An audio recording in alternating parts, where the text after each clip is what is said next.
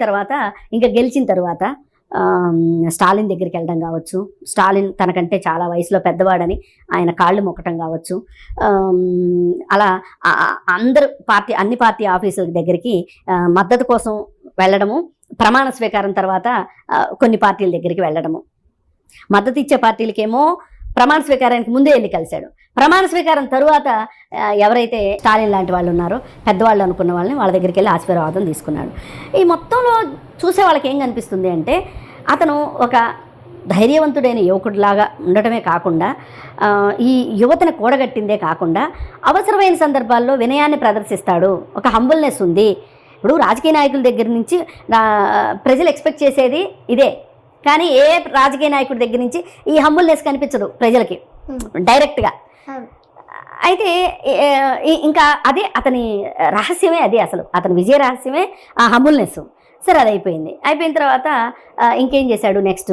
ఎవరెవరైతే తన వల్ల నష్టపోయారు అనుకున్నాడో ఆ కరూరు బాధితురాలు ఎవరైతే ఉన్నారో, తన కొడుకు చనిపోయాడు, ఆ తల్లి దగ్గరికి వెళ్ళి ఆవిడ కాళ్ళకి మొక్కి, నా వల్ల మీ కుటుంబంలో ఒక పెద్ద వెలితి ఏర్పడింది, నష్టపోయారు మీరు, దానికి నేను క్షమాపణలు అడుగుతున్నాను అని చెప్పి వాళ్ళ దగ్గరికి వెళ్ళి వాళ్ళ కాళ్ళ మీద పడి మాట్లాడితే, ఈ చరిత్రలో ఇంతవరకు ఏ రాజకీయ నాయకుడు ఇంతవరకు మన దేశం మొత్తం రాజకీయాలు పుట్టిన దగ్గర నుంచి ఇప్పటి వరకు ఏ రాజకీయ నాయకుడు ఇలా చేయలే.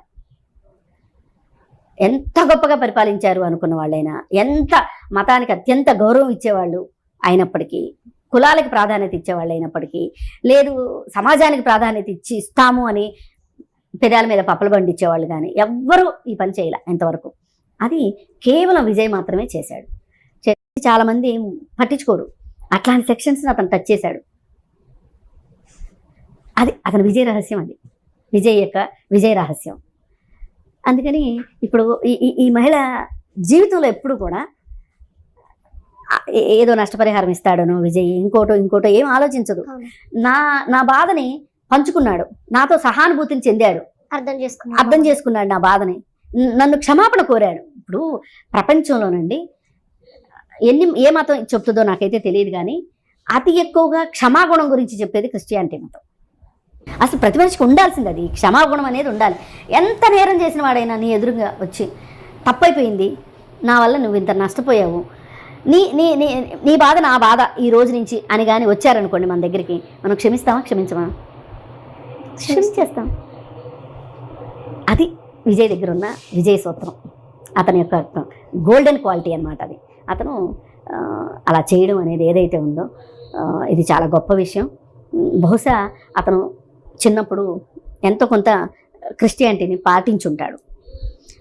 అందులో నేర్పించేది ఈ క్షమ. అది అతను కొంచెం జీర్ణించుకున్నాడు అనిపిస్తుంది. అది చూపెట్టాడు.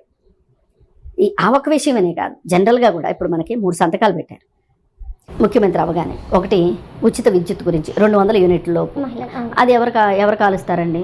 బాగా పేదవాళ్ళేగా 200 యూనిట్లు అంటే.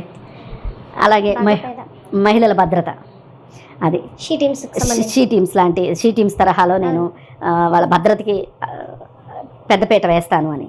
సరే, మూడోది వచ్చేసరికి డ్రగ్స్కి సంబంధించి నిర్మూలన.